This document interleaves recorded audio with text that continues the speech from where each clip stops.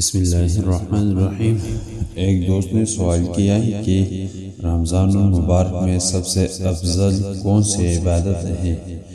تو بھائی رمضان المبارک میں تو روزہ فرض ہے جو اعمال رمضان میں سب سے افضل عمل ہے، اور چونکہ قرآن مجید کا نزول ماہ رمضان میں ہوا ہے اس لیے اس کی تلاوت سب سے اہم عبادت ہے۔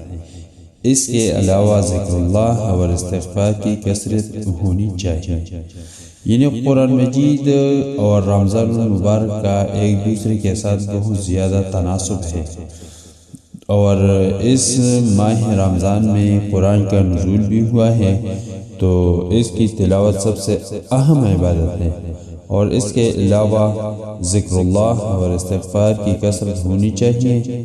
صلاۃ تسبیح اور نماز تہجد کا بھی اہتمام کرنا چاہیے۔